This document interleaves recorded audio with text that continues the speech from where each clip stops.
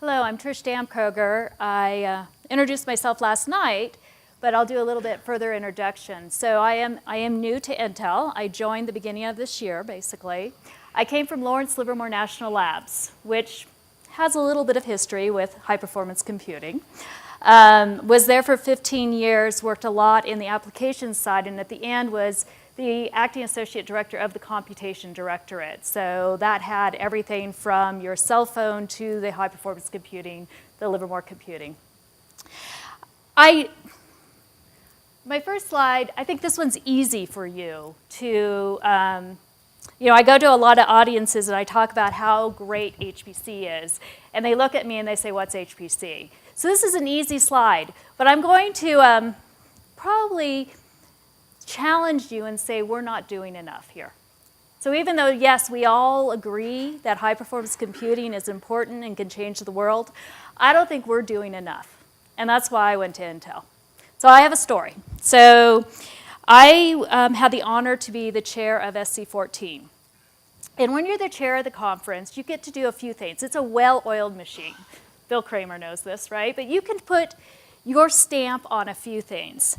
And one of the things I really wanted to do was to help communicate how important HPC is and how it can change the world, because I really believe that.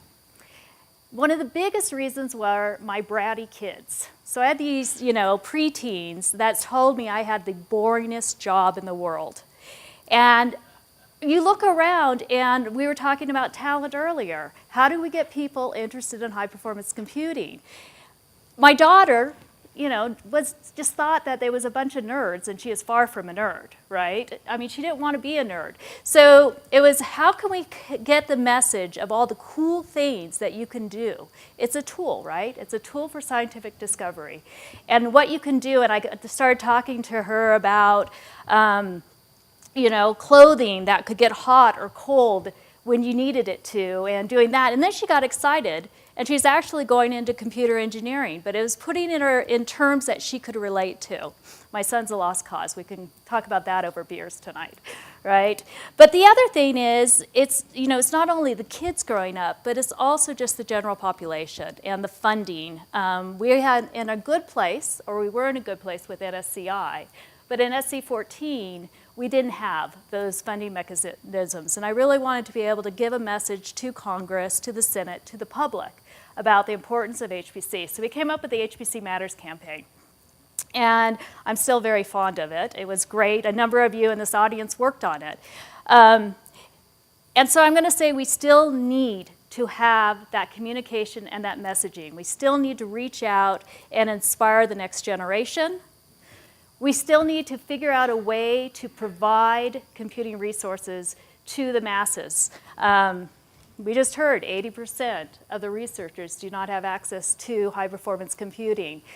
There's a lot of discussion about the missing middle. I'm not really sure what middle is missing, right, when we talk about this. But there are, I think, a lot of people that could really benefit from the use of HPC.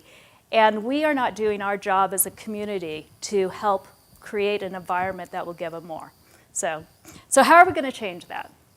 And so that's why I left Lawrence Livermore and went to Intel, because Intel, I thought, I'd have a better opportunity of looking across the whole ecosystem and hopefully trying to have an impact. But this whole community here has to do it. I mean, we're no one vendor, no one company can do it alone. So I am in charge of, my role is VP of Technical Computing Initiative. What does that mean? So basically I have from workstations all the way up to the biggest supercomputers. And I'm a big proponent of the end user. So I'm organizing around those end users and the vertical end customer markets, which of course were identified by you, thank you. Where are the people that are using high-performance computing? Where are the opportunities? So in the future, if you're in oil and gas, I'll have somebody that you can talk to about high-performance computing.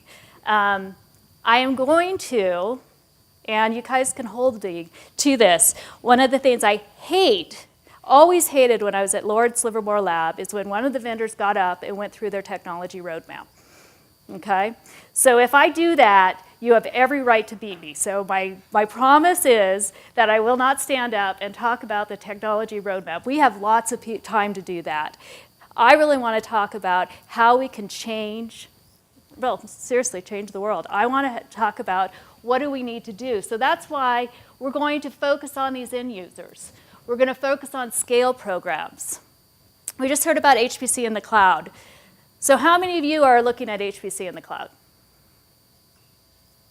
A few. So I was reading your research, and you said something like 80%? Not quite 80, but getting close to 80% are experiment. We're about to release new numbers of the study. We're going to have more surveys. Right. So I have 3 hands, and yet 80% of you said you were, when you answered the survey.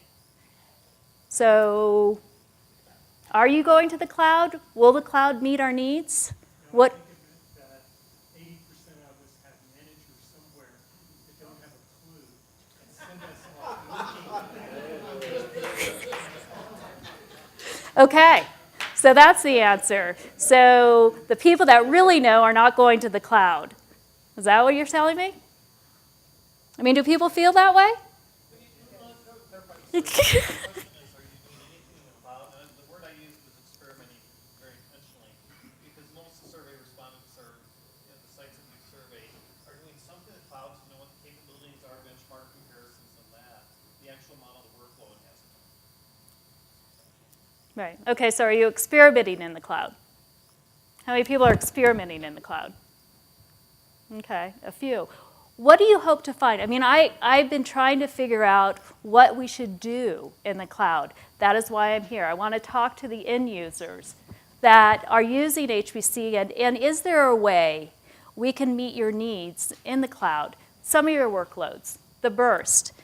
Talking to Mr. Merle, he's also saying people are not getting their resources they need, the HPC resources. We keep hearing this, but how do we give them those resources? If it's not cloud, is it private, on-prem? How do we help you? So those are the conversations I really want to have with this community. Again, the end goal, of course, my job is to make money for Intel. I'm not going to tell you that, I'm here. Intel just pays me because they like me, right?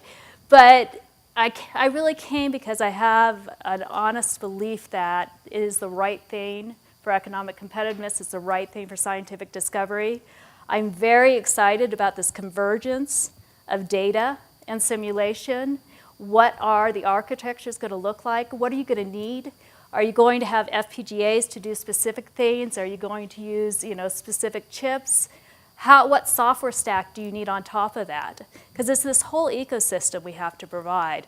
And Intel put together, this is not a roadmap, so don't get mad at me. This whole scalable system framework, and I use that in the sense that I really believe, we can't just, Intel has been a hardware company and we've been, really pushing the architecture, but it's that full ecosystem that has to be developed, and the vendors and the people in this audience are the ones that are going to do that. So I want to work with you. That's the biggest message. If anything else, I want to work with you to figure out how we can make HPC more accessible, more usable, and just frankly change the world. So here's how you can get a hold of me. I know many of you. Come up and give me your card. Tell me how we can help.